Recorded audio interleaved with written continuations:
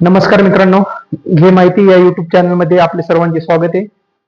बऱ्याच शेतकऱ्यांनी व्हॉट्सअपच्या माध्यमातून कॉलवर आणि कॉमेंट बॉक्समध्ये बरेच प्रश्न विचारलेत की कर्जमाफी संदर्भात. त्यांचा बऱ्याच शेतकऱ्यांचा एक कॉमन प्रश्न आहे की याच्यामध्ये तुम्ही ज्यावेळेस केवायसी करायला जाताय त्यावेळेस त्या ठिकाणी तुम्ही कर्ज घेतलेली रक्कम आणि कर्जमाफीच्या यादीमध्ये आलेली रक्कम याच्यामध्ये बरंच फरक असल्यामुळे बरेच शेतकऱ्यांनी हा प्रश्न विचारलाय की आम्ही केवायसी करावी की नाही करावी. तर त्या सर्व शेतकऱ्यांना मी सांगू इच्छितो की आपण केवायसी करावी, परंतु हा व्हिडिओ शेवटपर्यंत पहा. कोणत्या शेतकऱ्यांनी केवायसी करायला पाहिजे आणि कुठल्या शेतकऱ्यांनी नाही करायला पाहिजे या संदर्भात आपण या व्हिडिओमध्ये चर्चा करणार आहोत. सर्वप्रथम ज्या शेतकऱ्यांना केवायसी संदर्भात जी मेन अडचण आहे की रक्कम, समजा तुम्ही 1,00,000 रुपये कर्ज घेतले बँकेकडून आणि त्याचं व्याज झालंय 20,000, तर टोटल रक्कम झाली 1,20,000. परंतु कर्जमाफीच्या यादीमध्ये जी रक्कम आलेली आहे ती आलेली आहे जवळपास 80,000 ते 95,000 रुपयापर्यंत. तर मग बऱ्याच शेतकऱ्यांना हा प्रश्न पडलाय की बाबा आपण केवायसी करावी, तर आपण वरची रक्कम आपली कोण भरणार? आपण स्वतः भरणार की बँक भरणार की आपली रक्कमच यादीमध्ये चुकून कमी आली? तर त्या शेतकऱ्यांना सर्वांना सांगू इच्छितो की आपण ज्यावेळेस केवायसी करायला जाताय त्यावेळेस जर तुम्ही 1,00,000 रुपयाचं कर्ज घेतलेलं असेल आणि जर तुम्हाला 85 किंवा 95,000 रुपयापर्यंत यादीत तुमचं नाव आलेलं असेल तर तुम्ही ती केवायसी करायला काहीही हरकत नाही. तुम्ही ती केवायसी पूर्ण करून घ्या.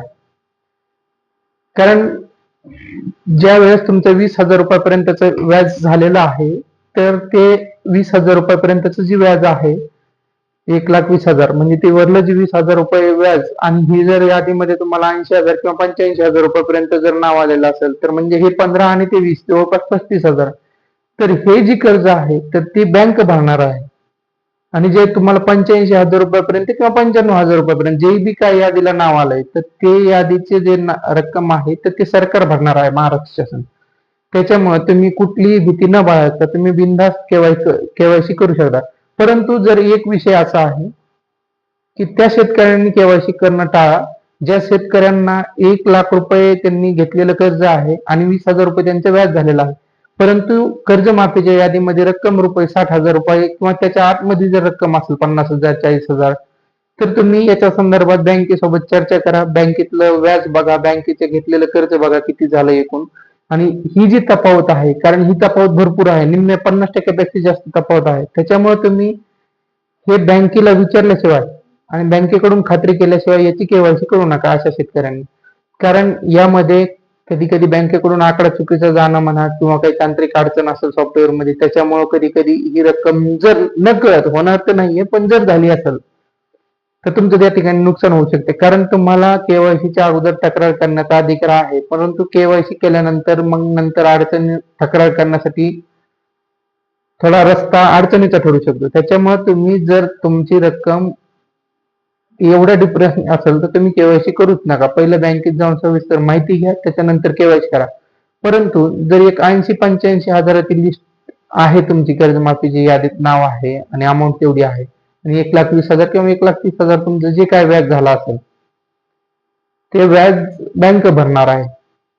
राहिला विषय ज्यांचं 2,00,000 रुपयाच्या वरती रक्कम आहे, म्हणजे 2,00,000 1,000 असो किंवा 10,000 असो किंवा 2,50,000 असो, तर तुम्हाला बँकेच्या व्याजासहित आणि घेतलेल्या कर्जाच्या एकूण रक्कम ही 2,00,000 रुपयापर्यंत माफ होणार आहे. त्याच्यामुळे तुमच्याकडे जर 2,10,000 रुपये कर्ज असेल तर तुम्ही त्या ठिकाणी 2,00,000 रुपयापर्यंतची रक्कम ही बँक भरणार आणि सरकार भरणार आहे. त्याच्यामुळं 2,00,000च्या वरती जी रक्कम आहे तर ती तुम्हाला भरावी लागू शकते.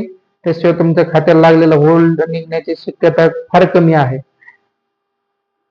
परंतु जर सरकारने याच्यावरती काही बदल केले भविष्यात तर होऊ शकते की तुम्हाला तुमचा होल्ड पण निघू शकतोय. परंतु सध्याच्या नियमाने तरी 2,00,000 रुपयापर्यंतची ही कर्जमाफी असल्यामुळं तुम्हाला 2,00,000 रुपयापर्यंत थकीत व्याज हे टोटल मिळून रक्कम 2,00,000च्या आतमध्ये माफ होणार आहे.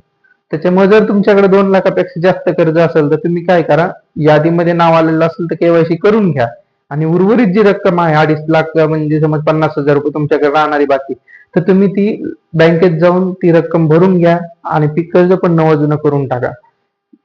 कधी तुमची अकाउंट रक्कम ज्यावेळेस जमा होईल बँकेकडे त्याच्यानंतर तुम्ही नवं करा, पण तोपर्यंत वरची रक्कम भरायला काही हरकत नाही. तर राहिला विषय हा की आम्ही आता केवायसी करावी का थांबावं. तर ज्या शेतकऱ्यांचं नाव यादीमध्ये आलेलं आहे किंवा ज्या शेतकऱ्यांचं नाव यादीमध्ये आलेलं नाहीये त्यांनी पण आपले आधार आपल्या सेतू सुविधा केंद्रावरती जा. त्या सेतू सुविधा केंद्रावरती गेल्यानंतर त्या ठिकाणी तुमचा आधार नंबर किंवा जो एक फार्मर नंबर दिलेला आहे तुम्हाला लिस्टला, त्या लिस्टच्या यादीमध्ये जो नंबर आहे तो नंबर तिथे टाका. किंवा बऱ्याच शेतकऱ्यांना यादीत नाव नाहीये किंवा नंबर माहित नाहीये, तर त्यासाठी काय करा, आधार नंबर शेतूवाल्याला द्या. ते शेतूवाले चेक करतील. ज्यांचं कर्ज आहे त्यांनी तिथे अंगठा लावायचा, बायोमेट्रिक मशीन वरती अंगठा लावा किंवा कुठलेही बोट लावा जे आधार थंब बसतोय तुमचा तो, आणि केवायसी पूर्ण करून घ्या. फक्त राहिला विषय, तफावत जर जास्तीची असेल तर केवायसी करू नका, त्यासाठी बँकेत जाऊन चौकशी करा. फक्त मुद्दल घेतलेल्या रकमेच्या वरती जे बी व्याज झाला असेल तुमचं 2 लाख रुपयापर्यंत, तर त्या 2 लाख रुपयापर्यंतच्या व्याजाचा हिशोब करूच नका. तुम्ही फक्त मुद्दल जर 1 लाख रुपये कर्ज घेतला असेल आणि तुम्हाला 60,000 यादीत आला असेल तर अशा वेळेस तुम्ही बँकेसोबत संपर्क करा. पण 85 किंवा 90,000 तुमचं यादीत आला असेल तर संपर्क करण्याची गरज नाहीये, तुम्ही डायरेक्टली केवायसी करू शकता. राहिला विषय शेतकऱ्यांचा, काही प्रश्न विचारला की आम्ही जर आता रक्कम भरली, म्हणजे जी उर्वरित रक्कम आहे किंवा मग आता जे नवीन कर्ज आम्हाला कधी भेटेल, समज हे जर कर्ज माफीची केवायसी केली आणि नवीन कर्ज घेण्यासाठी, तर त्यांच्यासाठी सांगणं आहे की ज्यावेळेस बँकेकडून तुम्हाला बेबाकी प्रमाणपत्र भेटेल त्यावेळेसच तुम्हाला नवीन पीक कर्ज दिलं जाईल. मग तुम्ही त्या बँकेतून घ्या, तुम्हाला दत्तक असेल त्या बँकेतून, किंवा दुसरी बँक देत असेल तर दुसऱ्या बँकेकडून घ्या. परंतु पहिला नियम तर हाच आहे की तुम्ही जोपर्यंत तुम्हाला बँक बेबाकी प्रमाणपत्र देत नाही किंवा तुम्हाला त्याच बँकेकडून जर कर्ज हवं असेल तर त्यांच्याकडे नील झाल्यानंतर तुम्हाला नवीन कर्ज भेटू शकते. त्याला साधारणतः एक ऑगस्टचा शेवटचा आठवडा किंवा मग सप्टेंबर मध्ये नवीन सुरुवात होऊ शकते. कारण बरेच शेतकरी बँकमध्ये गर्दी करतायत सध्याच्या स्थितीत की ही पीक कर्जाचीच माहिती चेक करण्यासाठी, रक्कम किती आलेली वगैरे. बरेच शेतकरी याच प्रश्नाचं उत्तर मिळालं त्यांना, त्यामुळं बँकेकडे जात आहेत, बँकेमध्ये गर्दी करतायत.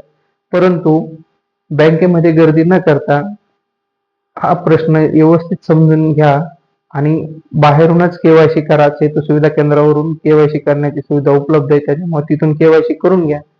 केवायसी केल्यानंतर तुमची अमाऊंट जमा होऊन जाईल. जी बाकी व्याजाची रक्कम आहे किंवा जी तुमच्या यादीच्या व्यतिरिक्त रक्कम आहे ती बँक तुमची भरणार असल्यामुळे त्याचा तुम्ही ताण घेऊ नका. एवढंच सांगणं आहे. बाकी काही अडचणी असतील तुम्हाला तर कॉमेंटमध्ये विचारा किंवा डायरेक्टली तुम्ही संपर्क करू शकता आमच्या घे माहिती केंद्राशी. व्हिडिओ आवडला असेल तर शेअर करा, लाईक करा, सबस्क्राईब करायला चॅनलला विसरू नका. धन्यवाद.